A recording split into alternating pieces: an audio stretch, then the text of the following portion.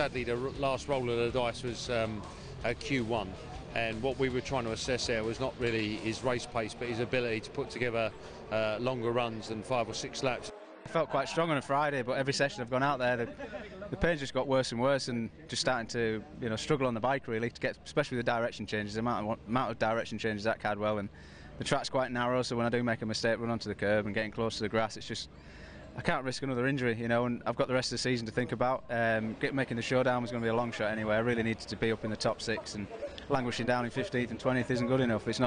Doesn't show where the bike needs to be and where I need to be. So for safety reasons, I probably won't be racing tomorrow, and I've just got to get back to full fitness for Donington Park. He's put in massive effort to get himself here and to have a go, but it's the right decision for James really, because if you're not 100%, you can end up costing yourself more by not giving it all here. And he did put in a great effort, but it just weren't quite enough. If we do take the course of action that we've decided upon, it'll give us him chance to assess the kneecap, do the right thing before Donington Park, and another 2 weeks for him to follow the right course of rehab and recovery, and he'll certainly be back because he's a very determined guy, fitter and stronger for Donington. Yeah, I mean, he's worked so hard, harder than I think anybody could believe or would realise to make it to Cadwell Park. It was always going to be a big ask because this track is so physical. For GBmoto Racing as a team, its sponsors, and for Kawasaki, we'd like to obviously have somebody in the showdown, and that guy right now with what we've seen going on with Q1 with James Ellison is Chris Walker. So as we have done all year, we'll throw all our might and support and effort behind Chris. He's in good form. He's just had a good run in Q1, and we're hopeful that he's in 6th position now. He'll stay there or fight for full 5th and make the grade. Chris is having quite a strong weekend, as you can see from his results in qualifying. He was just pipped off with the front row from Tommy, and if he can cement 2 good results today, he's in the showdown, and he's really had a good season, not just around here. It's been a good season so far, and long may it continue, and we're looking forward to having some great results from Chris today. Wasn't good enough for the front row, but a good second row position, and it's really important around here to qualify well because it's so hard to pass. So the last couple of rounds have all been about the showdown.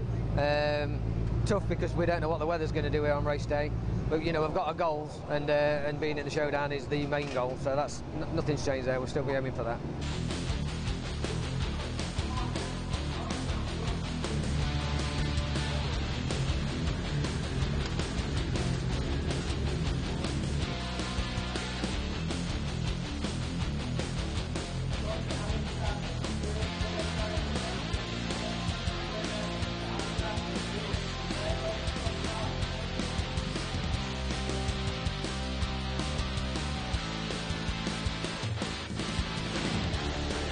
Brilliant start for Shaky Byrne, gets his head down, so too does Tommy Bridewell. Oh, and a big moment there for Yuichi Kiyanari, but it's Walker who has tramped through from the second row of the grid and launched his Lloyds British GB Motors Kawasaki into 2nd place.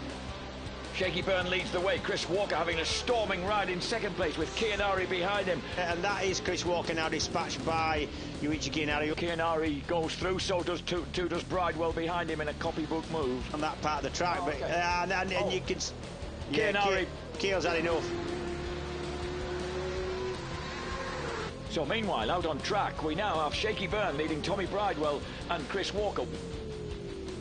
Walker strong on the brakes. Very strong on the brakes.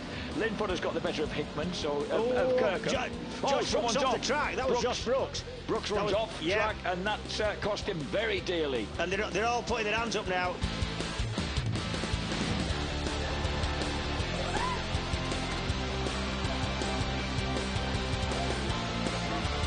That's great. That's really good news. Just what Chris needs for his championship, and a great result for GBmoto.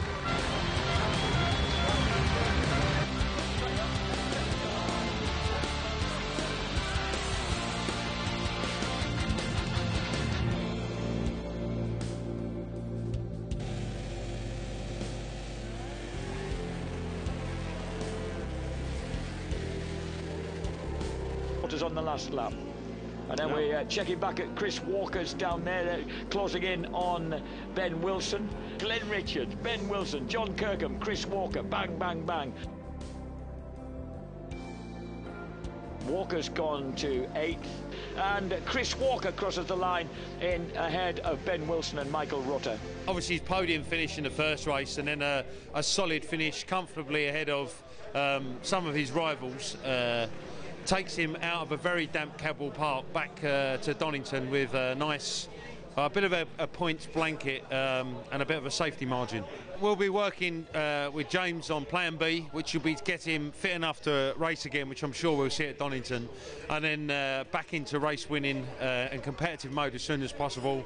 And then obviously on Chris's side of the garage, it's focus on 2 solid results, point scoring results at Donington, and hopefully a showdown position for Lloyds British GBmoto Racing.